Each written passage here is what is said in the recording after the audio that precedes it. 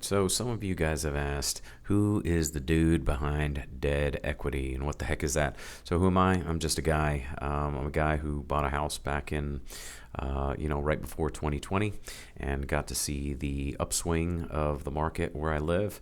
And honestly, I thought having a paid off house was the answer. So we took money from another house and bought another house for cash. And so we had a huge basically our whole nest egg sitting in the house, thinking that that was the right thing to do. And at the time, to be totally honest, my income was down quite a bit, so it helped. We didn't have a mortgage payment, and that was great. And what happened? I met a banker who was very kind to me, who walked me through some things, who gave me some options. And at first, when he talked about this, I was like, "You are nuts! There's no way I'm doing that." And then he explained this term called dead equity, and I was like, "What the hell is that?" And it's the way he explained it to me. Again, I am not a financial guy. I am not a mortgage guy. I'm none of those things. I'm just a dude. And the way he explained it to me was, it's the equity that's sitting in your house doing nothing. And I was like, okay, isn't that what it's supposed to be doing?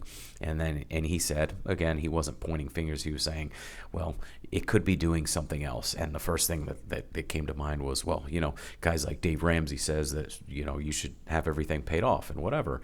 And this banker, still very kind, said, yes, there's a time and a place for that, but what if you're trying to build something for the future? And so that's how he got my attention. And now, I'm working with this banker. We are setting some things up to use this equity. There are multiple options. You can do cash out refis, you can do HELOCs, using that equity in your home. So why am I doing this? I'm hoping that people that are in the same or similar situations that I was, we saw the upswing of 2020, 2021 when home prices went way up. Maybe you sold, maybe you're still sitting on it and sitting on all that equity, and you don't know what to do with it. So I just want to give you today a quick example of what that could look like, and hoping that more people can learn this, what I would call rich guy playbook, right? So people with a lot of money, which I did not grow up with a lot of money, so I didn't have a lot of money education. I've only since learned many of these things, especially from a very nice private banker who I'm going to be working with. There is a playbook. There's a way to use money. There's a way to pay fewer taxes. I don't know all those things, but I'm learning them as I go, and hopefully I'll get to share some of that with you. So let's get a quick example. So I'm just over on Zillow, and I was looking at this house, sold on October 14th of this year, not even a week ago, for $2.575 million.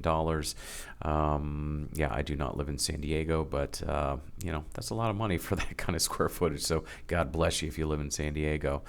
Built back in 2018, that's not really important.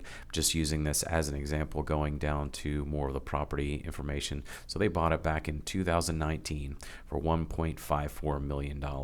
I'm going to ignore this and just, again, use this as an example.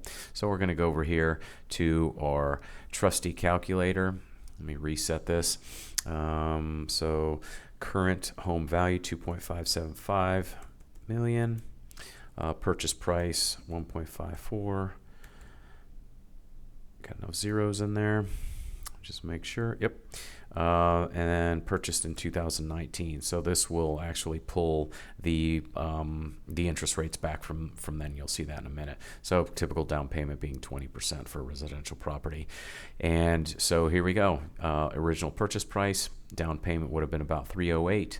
Original mortgage, so 80% loan to value, 1.23 million.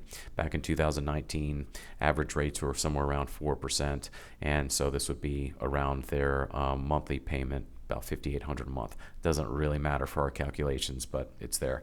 So they own this property for about 6 years. So we're pretending that instead of selling, that they'd use this equity. So they paid a total of about $420,000 in mortgage payments, principal, interest.